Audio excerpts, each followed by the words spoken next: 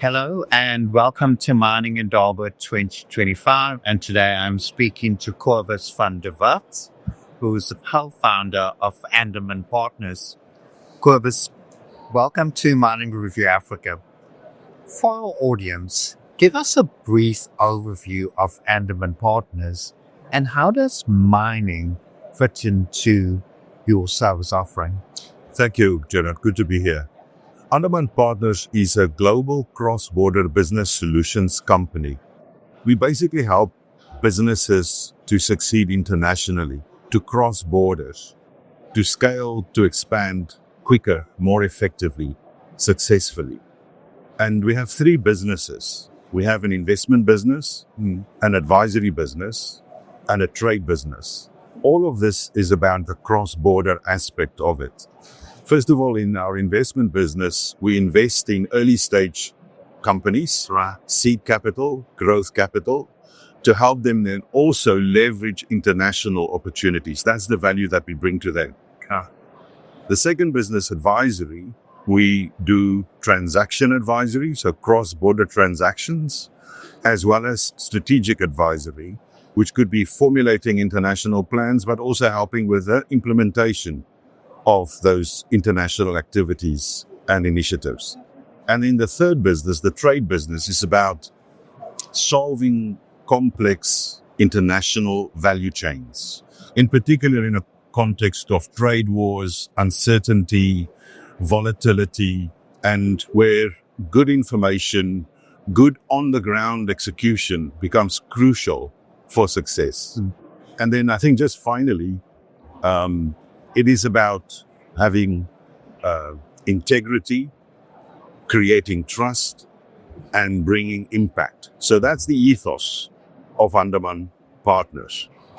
About mining, I can say that mining is extremely relevant in all of our work in a general sense, but particularly, and we are here at Indaba this week, in our advisory business, helping mining companies internationally, also in Africa, to tap into capital investment, co-investment from Asia, from dynamic markets, high growth markets in Asia that are looking to expand into the rest of the world. And then in our trade business, for example, helping mining companies to place their offtake, to manage that, to market offtake into high growth markets that are dynamic and that need to get over that divide of information asymmetry. That's the role that we play there. And finally, as my colleague Rachel mentioned, also helping businesses in the mining industry to tap into capital project solutions, capital project expansions, where we bring solutions for the mine, the process, and the infrastructure around it. Because Asia has so much to offer in terms of technologies, machinery, equipment, reagents, chemicals, and so on and so forth. So that tells you that mining is a very key industry for us, and all of, I think, the related and adjacent industries around it. So very excited to be here. I think it is my maybe 21st or 22nd mining in Indaba, and probably back next year. So yes. Okay. Now, you mentioned, mining in Indaba, lots of focus on Africa. Now, Andaman has a strong presence in Asia and Australia. Talk to me about why it's so important for African mining companies to consider synergies with companies in Asia. Yes, that's a good question. And I think it comes to the core of what we see as our purposes, as something related to our vision and mission and strategic intent. Because when I come to Africa, and I travel worldwide, in fact, there's a lot of talk about Asia and China and the role and the importance of it, but in a very general sense. And what we are trying to say is we need to get into that detail. And if you go deeper into it, then it becomes clear that markets such as, say, China, for example, play a very, very comprehensive role and a very crucial role end to end across almost all areas of resources and mining. For example, China is the world's biggest producer of many commodities. It is typically the biggest consumer of those commodities, but there's a mismatch between the two. So it is also the biggest trader, in fact, inbound into China.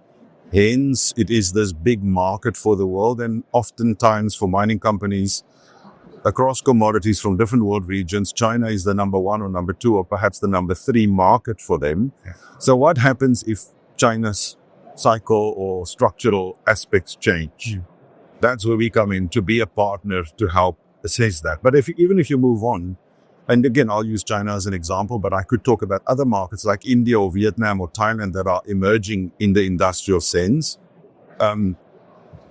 China is also a very big supply chain partner, whether it's engineering services for the mining industry, whether it is procurement or the supply of machinery and equipment and chemicals and new technologies, new energy solutions, or even construction services. And we know they're very prominent, all of these Chinese EPC companies in Africa and elsewhere. Yeah. So if you travel around Asia, if you travel in China, then the focus on Africa is real.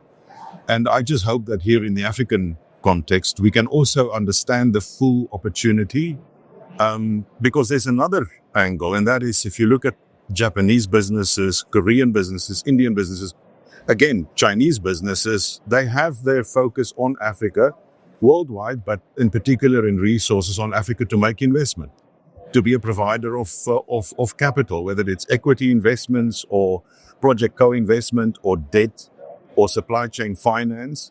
So if one flips it back from an African perspective, I think one needs to take a very comprehensive view of Asia, get into the detail, and when you then look at an India or a China or a Korea, understand their differences, but find that common angle where it could be to your benefit to tap into the capital or the supply or the market that Asia presents. Okay. Well, Kobus, you've certainly given African mining companies food for thought. Thank you for your time and your insights and for joining us on Mining Review Africa. Thank you.